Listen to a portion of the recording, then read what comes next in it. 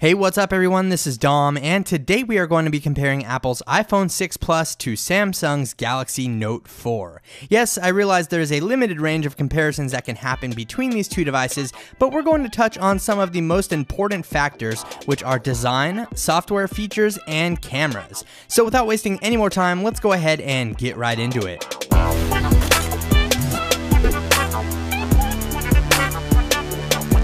I'm not going to make this a battle between iOS and Android, as many people have their own preferences which lead them to one platform or another.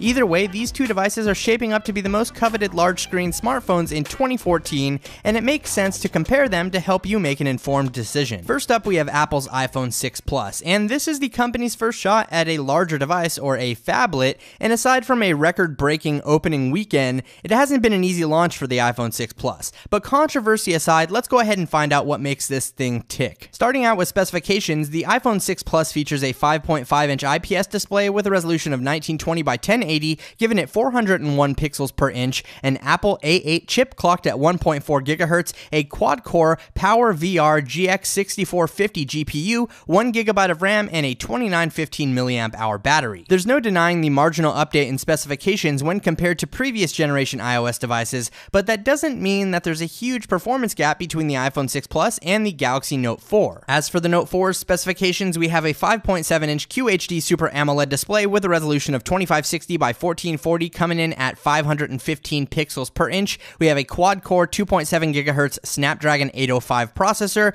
an Adreno 420 GPU, 3 GB of RAM, and a 3220 mAh battery. On paper, it would seem that the Note 4 is miles faster than the iPhone 6 Plus. Every single detail on that spec sheet points to a better device, but as real-world usage will show you, that's not always the case. Either way, your preference will probably be based on the overall ecosystem and each device's features and functionality. Samsung has taken an entirely different design approach this time around. The Galaxy Note 4's sleek metal frame feels great in the hand, and it's definitely a step up compared to the Galaxy Note 3, but we're still left with some plastic elements such as the back cover, which hides the battery, micro SIM card, and micro SD card slot. As far as layout goes, the front of the Note 4 features an earpiece, the appropriate sensors, a 3.7 megapixel front-facing camera, capacitive navigation buttons, and a home button with a built-in fingerprint scanner. On the left side of the Note 4, you'll find its color-matched volume rocker, while the right side is home to the power button, and on the top of the device, we have a 3.5mm headphone jack, IR blaster, and a small microphone. Coming around to the bottom, we have a pair of microphones, micro USB charging port, and the S Pen. And finally, on the back side, you'll find a 16 megapixel camera with optical image stabilization, LED flash, heart rate sensor, and a small speaker. Moving over to Apple's iPhone 6 Plus, on the front side you'll find an earpiece, sensors, a 1.2 megapixel front-facing camera, and the circular home button with a built-in fingerprint scanner that Apple calls Touch ID. On the right side we have a sleep-wake power button and its nano SIM card tray, while the left side features its volume buttons and a mute switch. You won't find anything on the top of the iPhone 6 Plus, but the bottom features a microphone, 3.5mm headphone jack, lightning port for charging, and a small speaker. Lastly, on the back we have an 8 megapixel camera with optical image stabilization and dual LED flash, which is capable of shooting up to 1080p video at 30 or 60 frames per second and up to 240 frames per second at 720p. Both devices feature NFC, but Apple is taking advantage of this with a new mobile payment platform called Apple Pay,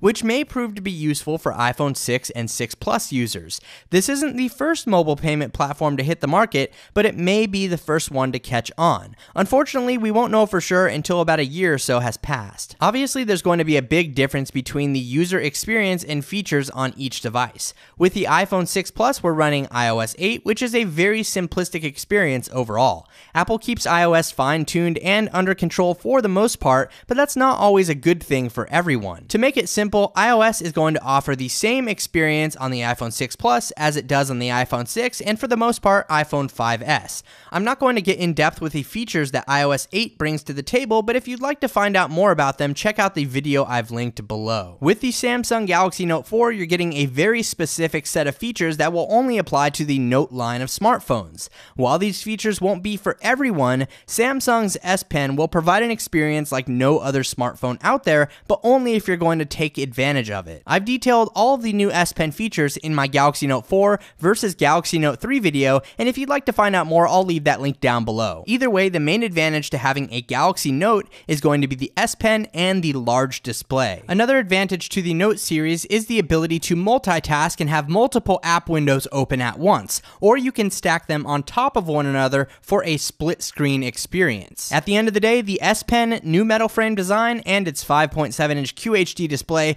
will be the deciding factors when purchasing a Galaxy Note 4. Do you care about all of these features? Let me know with a comment down below. It's almost expected that you're going to use the Galaxy Note 4 with two hands. This is a very large device and essentially comes with a stylus. If you're looking for a smartphone that can easily be used with one hand, you won't enjoy the Note 4. At the same time, you may experience the same issue with the iPhone 6 Plus. Apple would like you to believe that everything can be done on the 6 Plus with the combination of one hand and its reachability feature, though that's not always true. With a double tap of the home button, iOS will slide the user interface down to the middle of the screen to make the top half of its elements accessible. It's a handy feature in some cases, but usually you're better off just using two hands with the iPhone 6 Plus. Moving along to camera quality, more megapixels does not equal superior picture quality.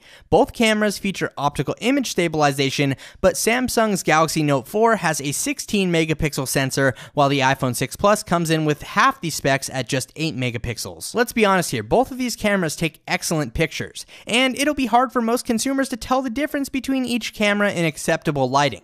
The optical image stabilization on both devices helps keep pictures crisp and clean, but you may find that colors slightly vary between the two. As for video, the iPhone 6 Plus shoots 1080p at 30 or 60 frames per second, and as I've demonstrated in a cinematic camera test, it's capable of some fantastic quality. With the Galaxy Note 4, you're getting up to UHD quality video, and I'll be sure to link that camera test down below as well. But if you care about resolution, the Galaxy Note 4 is going to be the clear choice when it comes to the camera, but both devices capture excellent photos and video overall. As I've mentioned, this isn't really a battle between iOS and Android, it's a battle between what fits your needs best. With the Galaxy Note 4, you're getting a good amount of very specific software features along with S Pen functionality, but not everyone will take advantage of them. However, if you need a high quality device with a large 5.7-inch QHD display, this might be the combination for you. If you're looking for simplicity, the iPhone 6 Plus may be the route to go.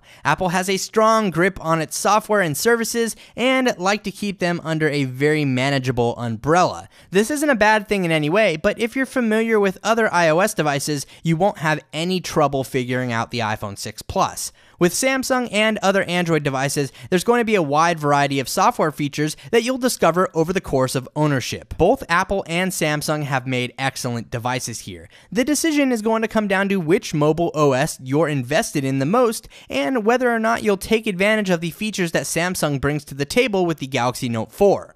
Hopefully I've provided enough detail to help you make an informed purchase. It's obvious that these two devices are designed for completely different personalities, but which one is right for you? Let me know what you think with a comment down below. And if you enjoyed this video, feel free to leave it a thumbs up as it does help out the channel a lot. Also, if you're not already, be sure to subscribe for more comparison videos like this in the future. Thank you very much for watching, everyone. This is Dom, and have a great day.